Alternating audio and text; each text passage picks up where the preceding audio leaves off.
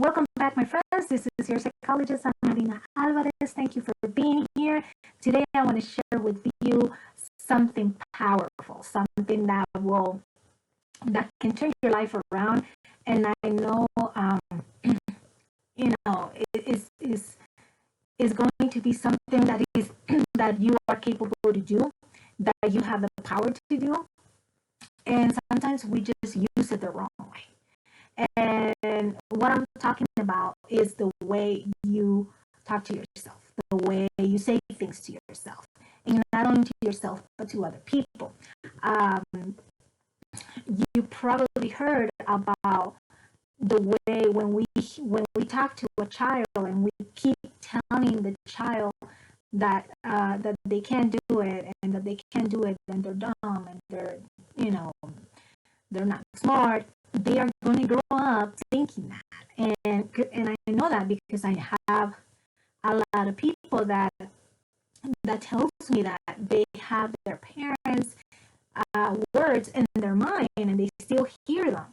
So what happens with those words that they hear, and it could be 10 years from now, 20 years from now, 30 years from now.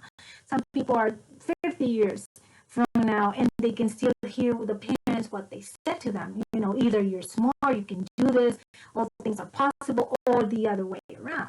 What happens is that we program our mind to actually do the things we want to achieve, and we are the ones that actually can uh, can put a stop to our achievement by the way we're thinking. And I'm not saying it's magic that you're just going to repeat, I can, and you're going to be able to do it. No, but it's a part of being able to do it. If you believe that you can do it, you're going to be able to actually move towards actually getting it done. So what happens is the way we talk to ourselves is very important, because our mind, our brain does not know the difference between what's real and not real. It simply takes your information and gives it back to you. Okay? Just a computer. Whatever you program the computer to do, that's what it's going to do. So our mind, our brain is so powerful, but the brain is not going to work by itself. Whatever we put in, that's what it's going to get out. So it's important for us to actually be able to watch our words, watch what we're saying to ourselves, watch what we're saying to the ones we love, because many times we provoke others to think different about themselves because we treat them that way. We don't believe in them, or we actually sometimes it's not that we don't care for them. We care for them, but sometimes we say, "Oh, well, are you sure you can do this? Are you sure you're not going to get hurt? Are you sure?" We say those things not in a intentionally in a bad way, but it's very negative because we're putting doubts on the other person's mind, and maybe the other person was excited to do something, and if they hear their loved ones saying, "Are you sure? Are you sure? You gotta make sure." Like, again, not doing it and purposely, but you know what? That's why it's important to know who you surround with, at least the close people that you surround with, what you're hearing, because whatever you're hearing, you're programming yourself to be successful or not to be successful. Okay, so once again, it's not magic. It's not, I'm going to do something and it's going to happen by itself. Obviously, it's not going to happen by itself. You have to program your mind that you can do this and put an action to those words. Okay, but it's important to know that our brain is only going to act upon whatever you put in. Okay, so if we put in that we cannot achieve something, that's exactly what's going to happen. Okay, so I want to give you a little example, like a little experiment, so you know what I'm saying, so you can believe me what I'm saying. And it's going to be really quick. I'm going to give you a little tiny experiment so you can put it into action right now. And you can see, wow, I can't believe this happened. So I'm going to have you close your eyes for, I don't know, a few seconds, okay? So let's close your eyes. So I'm going to close your eyes. Now I want you to just follow my words, okay? I want you to breathe in through your nose and exhale through your mouth. So you're breathing in, your eyes are closed. And I want you to do that 5 times. So 5, 4, 3, 2, 1. So with your eyes closed, I want you to follow me. I want you to go to your kitchen, okay? I want you to go to the kitchen. I want you to get a lemon, okay? And get a knife. Get a lemon and a knife. And I want you to sit down, and I want you to, first of all, I want you to grab the lemon. I hope you're doing this with your eyes closed. This is just in your imagination. You're not supposed to get up, literally get up and do it. You need to just imagine this, okay? So you're imagining you're going to the kitchen, getting this lemon. I want you to touch the lemon, okay? You still have your eyes closed. So you're touching the lemon, okay? Put your lemon close to your nose, okay? Smell it, okay? Now you're touching the lemon again, okay? Now I want you to grab the knife and I want you to cut it in half, okay? Now again, once again, grab the lemon, put it close to your nose, smell it, okay? Now I want you to take a bite of that lemon. I want you to bite it into the lemon, okay? Can you taste it? Okay, I think you can. Now open your eyes.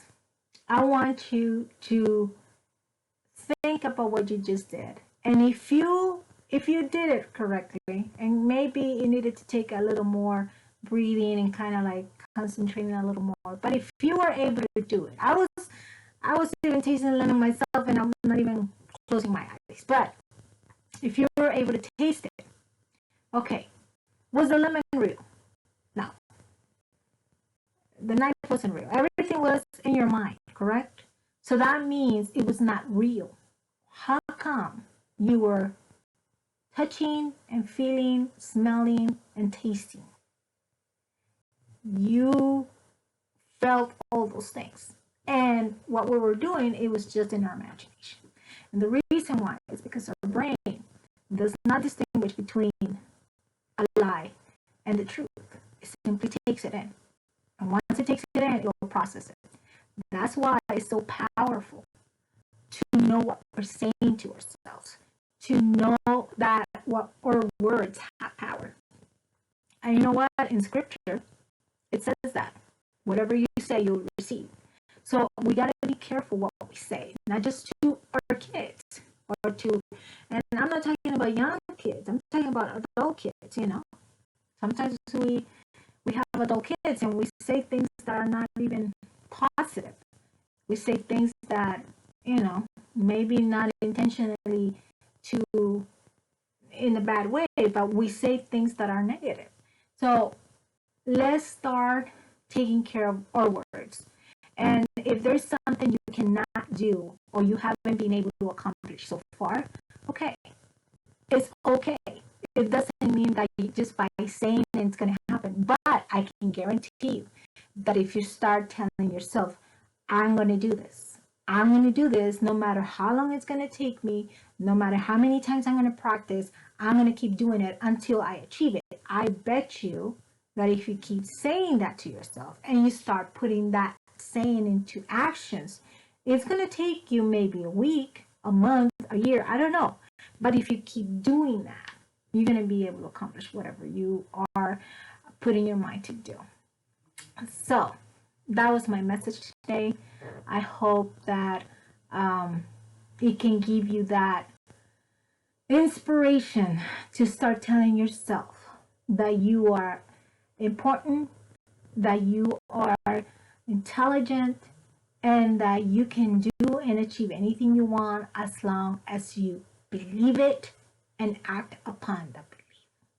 And I know that for a fact. So a little experiment was done with two groups of kids. One group of kids were kids with problems learning, and the other kids were gifted kids, gifted. So what happens, the experiment was this.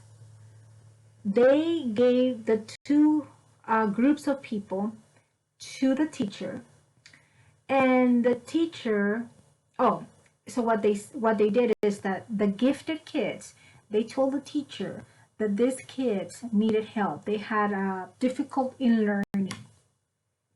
And then the other group that actually did need help in learning, they told the teacher these kids are gifted. So what happens is the way the teacher started treating them, the teacher started treating the kids that needed help as gifted, and she was giving them that treatment, and vice versa with the other group. So what happens after 3 months? The actual group that was gifted, their grades start reducing, and the groups that actually were needy and that they were treated as gifted, their grades start going up. And you can say, is that possible? Yes.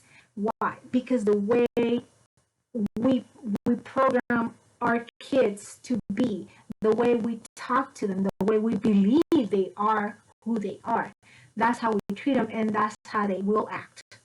So just giving you that thought. I hope you liked the video. If you did, give me your thumbs up, and I will see you in my next video. You take care. From Southern California, your psychologist, Ana Dina Alvarez. Bye-bye.